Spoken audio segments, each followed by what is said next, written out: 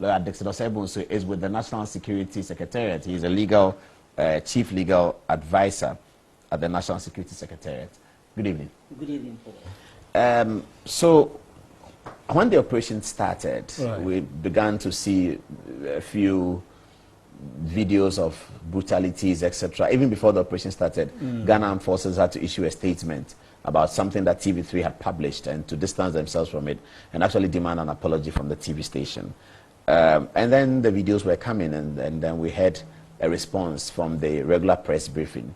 So we would like to know a bit about that. But what is the nature of the operation that has been designed to maintain law and order within the period of the stay at home? Oh, okay. So mainly, I mean, I would say pursuant to the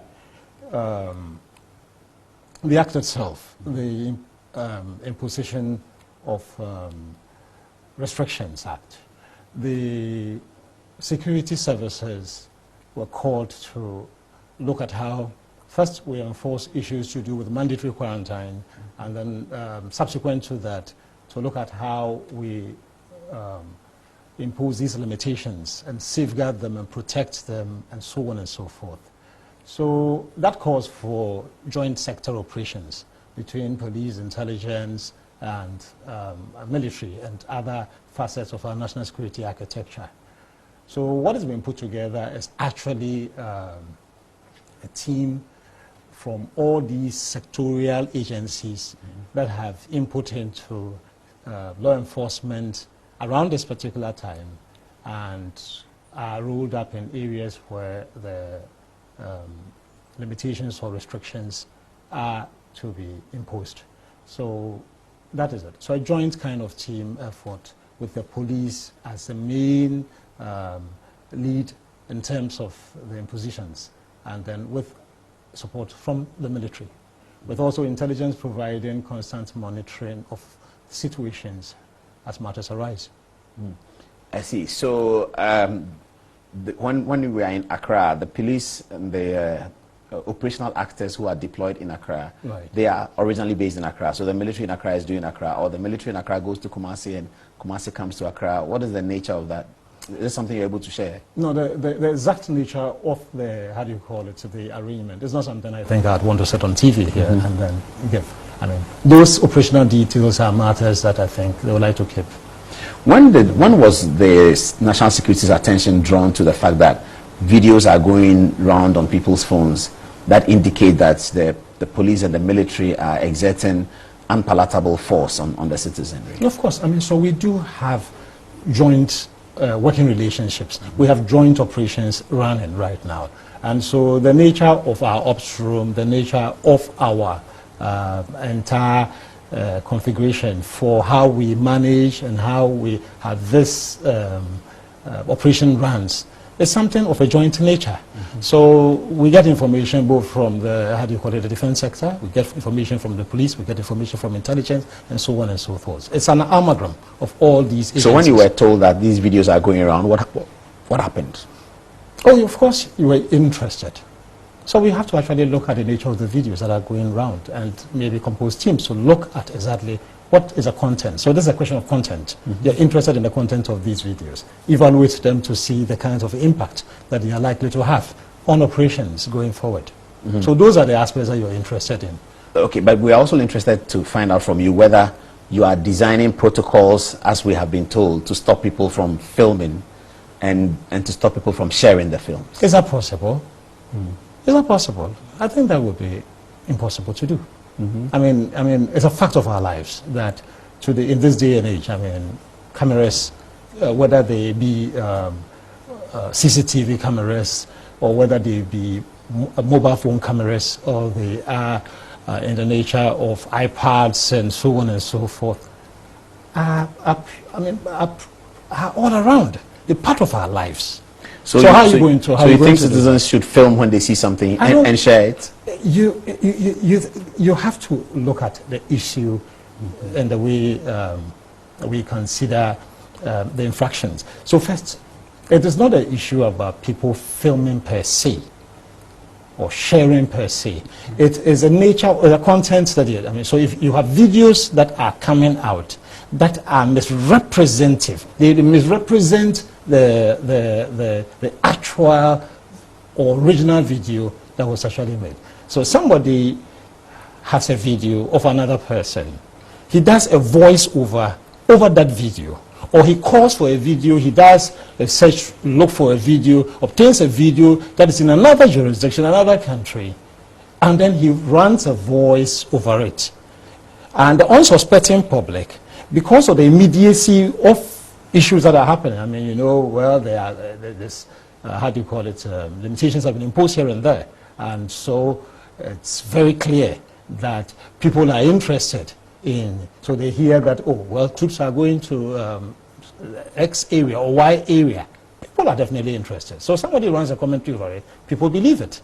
Now, it is those kinds of misleading content, misleading videos that are being shared around that complicates the operations and makes a lot of increased problems, not only for us, but for Ghanaians particularly.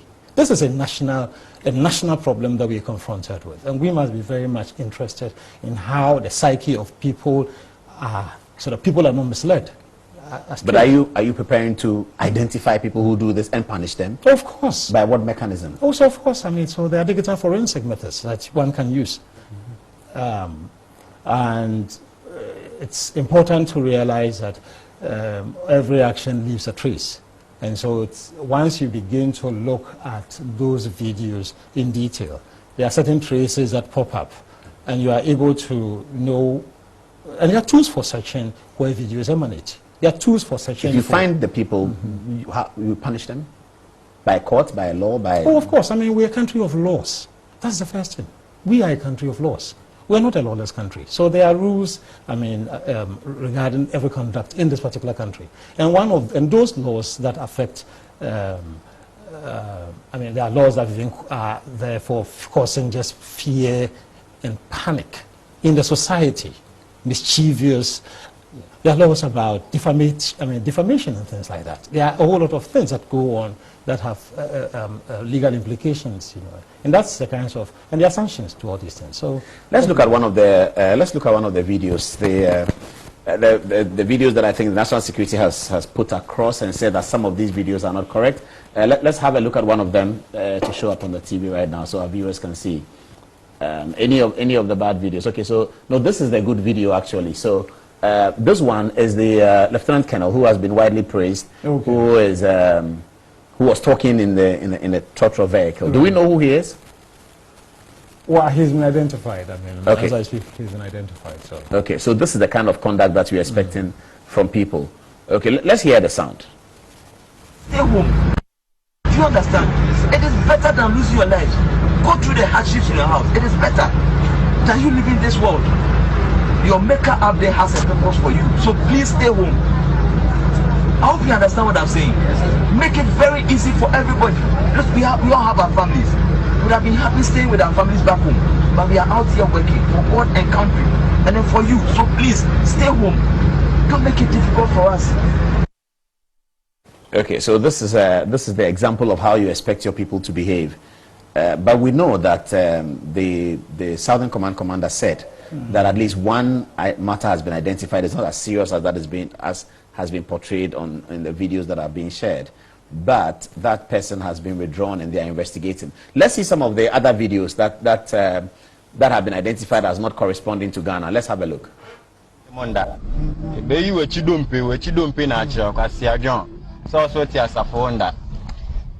Mo beti mo vakanka mo de monti na munji mo be nse nkwasi afo kra chem wi ase yesu be mo nze wi ase ade ensan so wi ase yesu mama infant police team ye be bumu okumu wase ekufu ado se da wo you go tell your mother and father giba down.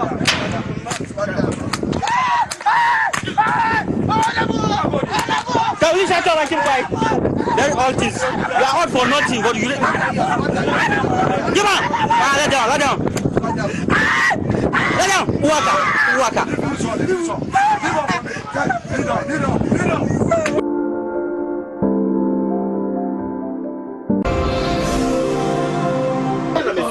Okay,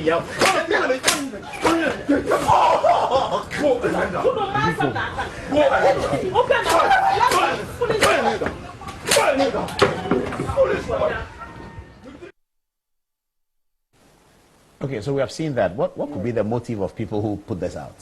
Okay, so a number of things. I mean, first, mischief, common mischief. Apart from that, one could also think about people who want to take advantage of the situation to be famous. But to have.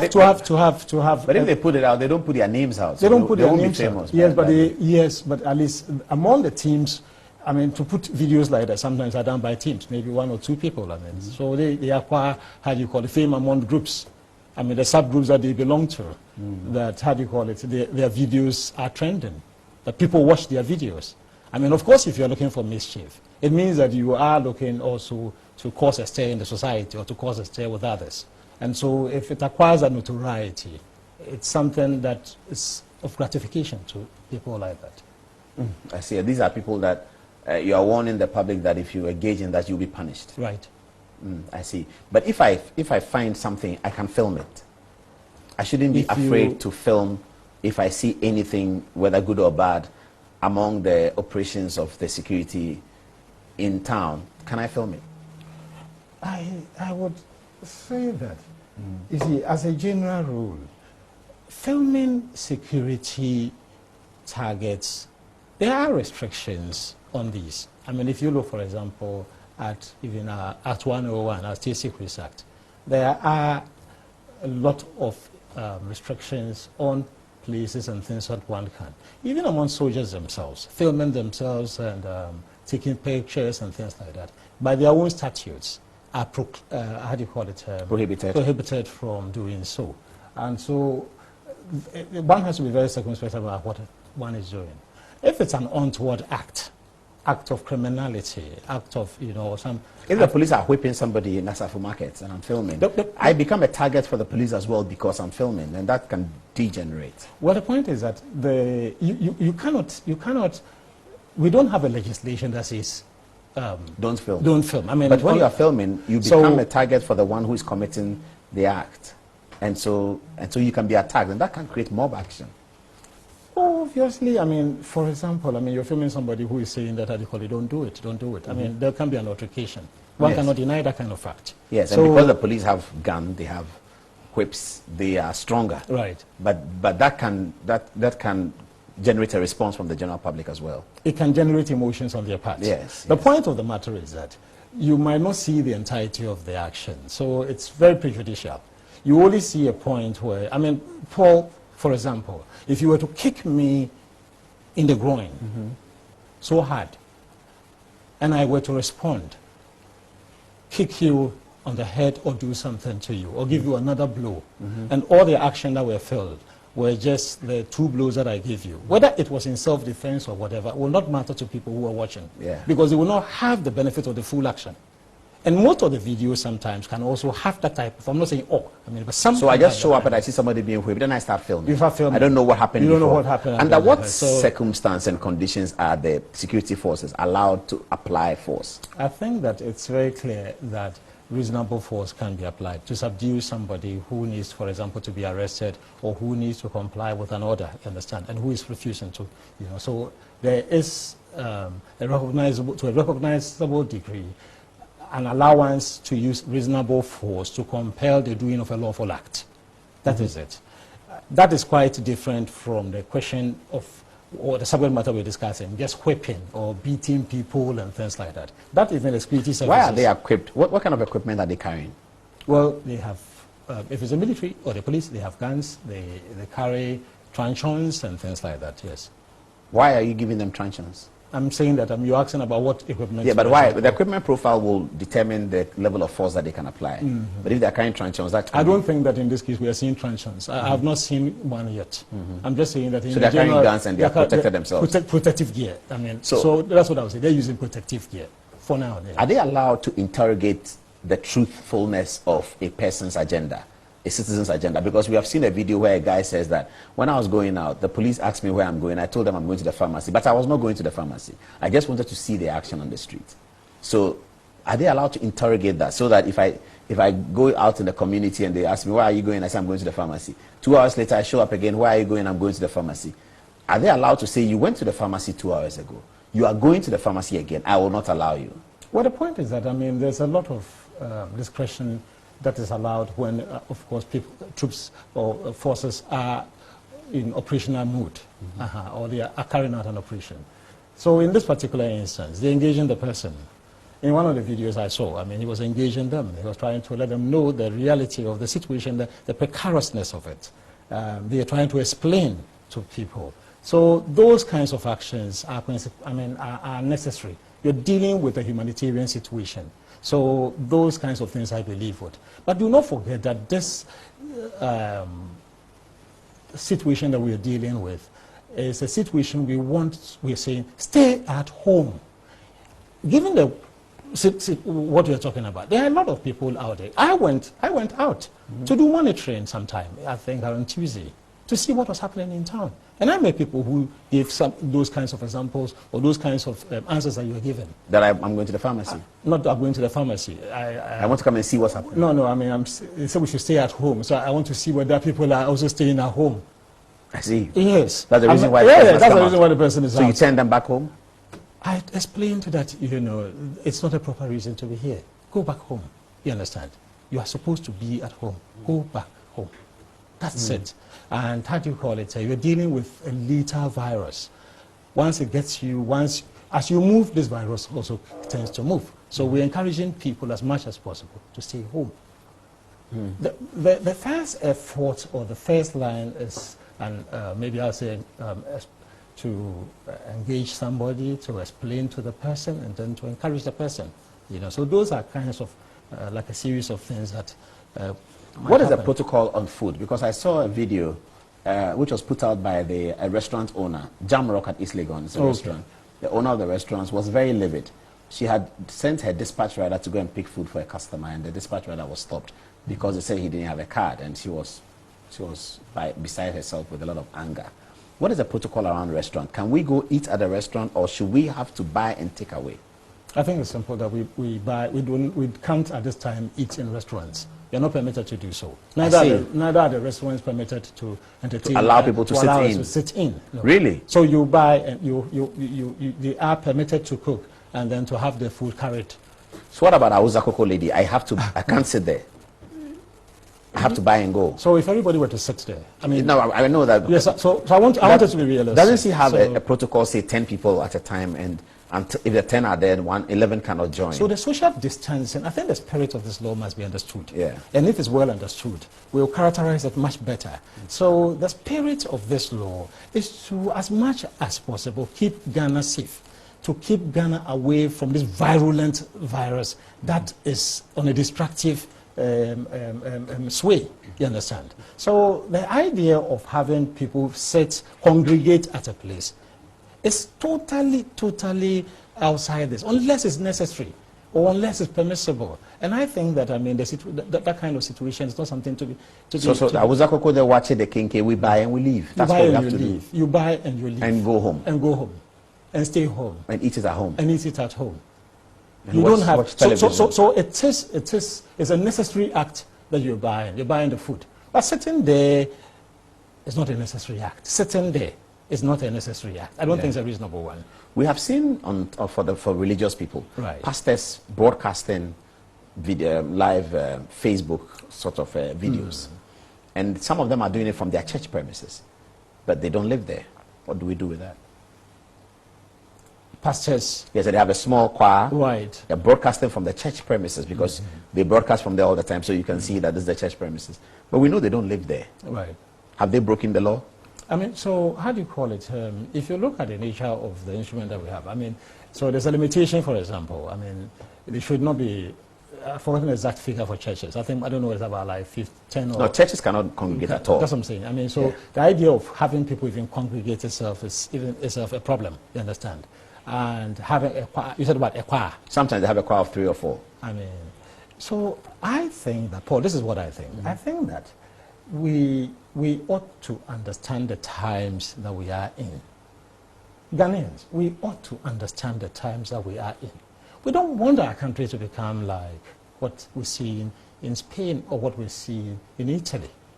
We don't want this laxity, this or Sweden, where children are still going to school. Exactly. We don't want the kind of infrastructure that we have does not give us the largesse or the luxury to be encouraging this type of laxity in it. So let's follow simple instructions.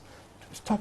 You can make your... For 2 weeks? For 2 weeks. But the concern is that it may be extended beyond 2 weeks. That you national security people are advising the president to put it beyond 2 weeks. That's a major concern these days. I mean, as we're entering the first weekend of the first week and people are calculating that, okay, we have another weekend, we are done. The conversation on social media is that, no, national security is telling the president to extend it, and so everyone is worried.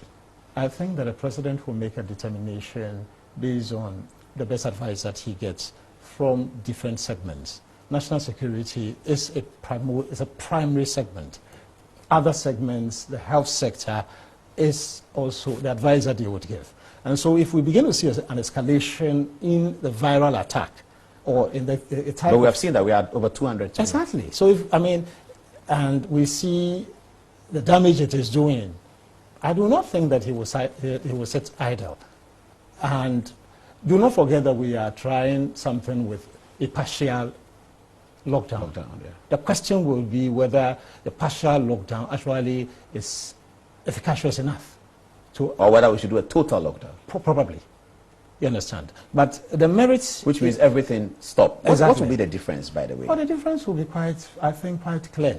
Today, as you go down the street, you do not see too many people, but you do see still quite a number. It's certainly reduced from normal. It's reduced from normal, but you still see, you still see people around the city. And that is in the nature of a partial lockdown, because essential services are running and collateral services to it are also running and things like that. People have taken it quite... so a total lockdown will be essential services closed? It won't be essential services. Pharmacy closed? You won't, shops closed? You won't necessarily. So there are certain basic needs that might, like for example, the hospitals, the pharmacies, and things like that. I'm sure those ones and food be considered. Food, for example. But that's really where we are. Yeah, but that's not where we are. Where we are. What is allowed apart from that? No, I'm saying that for countries that, for example, if you consider maybe places like India. In India, for example, they have it's not a partial lockdown. So they can't go and buy food. It's extremely very restrictive. If you go to Algeria, for example, you can't buy food. There's a curfew at a certain time of the night. You can't bother to step out for any reason. That probably may be appreciated if you do a curfew from 9 I'm saying that even looking at your but beyond when the curfew is over, they can go out. When the curfew in Algeria, when the curfew is over, they can go out. But when the curfew comes, you stop. You stop. So within a certain number of hours, everybody stays in. Everybody must stay in. Maybe people would like that. I don't better than what we have. I'm not too sure. I'm not too sure about. I think. But you're saying that from you guys at National Security, the concern is that the viral cases are going up. That's what we are seeing. Yes. And that's a major concern. It should worry you. Yeah, it does. So that is what will inform the situation. Exactly. Yeah. So those kinds of actions that we can look forward to, I think are all based on the kinds of containment successes that we have today. So if we are unable to contain them, we have rather the system is not able to filter or is not able to stay all these cases that we are talking about, and we rather see escalations. I think, it's obvious that the most sensible thing to do is to have more stricter measures that keeps us more, the national hygiene, or keeps us a little much more safer. If you're just joining us, we have been talking to Lawyer Dickson. He is the Chief Legal Advisor at the Ministry of National Security Secretariat. And you give us his last word. So what's your last word? Okay, so what I'd want to say is that we are in very trying times. The operation Covert Safety that has been launched is in the best interest of Ghana. It's the best interest of Ghana precisely because we want to contain a difficult virus, a virus that is moving at a speed that is destroying people and creating a lot of havoc. So we have asked that people stay at home. Whilst this period goes on, what we are trying to do is to do contact tracing. Permit us, allow us to do that kind of contact tracing. If you have nothing to do, please stay at home. Please stay at home. This is not in perpetuity. It's not forever. So during this period, it's a humble... Let me just ask one question about contact tracing. If you find a candidate for contact tracing, right, and he doesn't want to be tested, is he violating the law? You find a candidate for contact tracing, but right, he doesn't want to be tested. He's resisting being tested. Oh, but you'd have to look, for example, at the executive instrument, EI 65. It's clear? It's very clear. I mean... You'll be breaking the law. You'll be breaking the law. You even have to self-report. If you look at the nature of how do you call it? If you feel yourself a candidate for contact tracing, you know. You have to feel, you have to report. You know you've come into dangerous contact. You need to actually make yourself available. And if you are not making yourself available and contacts have been made to you, then you need to, comply. But if by religion he says, I don't want to be tested. And the point is that our laws are the laws of Ghana are not religious laws. The laws of Ghana are positive laws, are laws that are made by Parliament. And they are done with our consent. The consent that the Parliament or the executive can introduce instrument for us. Especially, I mean, you're talking about, for example, emergency... So, and if you are tested positive, you have to allow yourself to be quarantined? It is not... And if you resist it, you've broken the law? It's a question of you have to... I mean, you are a duty bearer. You are under a duty. It's not as if you are under a duty. You must respond to it. The point of the matter is that you don't only endanger yourself. You are endangering other third parties. You have obligation towards them. You have a duty of care towards others. And that is the reason why, even under the laws of thought, you know about that as much as I do. You have a duty to your neighbor. Your duty to your neighbor. So you'd have to actually honor that kind of duty. Yeah. Excellent. Okay. We'll speak to you again next week if you have time to update ourselves. That's our segment for tonight with Lawyer Dickson. May I say one thing? Yes, of course. I would ask that the makers of false videos, fake videos, desist. They're creating an unnecessary problem for the forces, for police, for the military. It's unnecessary, totally unnecessary. I know that these kinds of actions are likely to happen, but we are in a time where we ought to be more patriotic. We ought to be more nationalistic. We ought to put our country first. So those kinds of actions of bringing other countries, what is happening in another country, doctoring it, and playing a tape, and making it look as if people are being bullied here and creating havoc, must stop. I think that what we ought to do are patriotic actions. A lot of people in this country are supporting action, are bringing contributions, are seeing how they can help. This country and the people in this country must think about how can we help our country. Our country is in need. Our country is in real need. And that is the reason why I actually came to your studios. Our country is actually in need. And so I call on all Ghanaians, big and small, to support the national effort. This is not a time for politicking. It's not a time for... this is a time that we should cohere as a nation. And I urge everybody to be in support of the efforts that the security agencies are doing. It's in our best interest. It's in our best interest. Thank you very much. That's Lawyer Dickson of Sebons with a passionate appeal to all of us to be patriotic at this time, to save ourselves, save our friends, and save our family.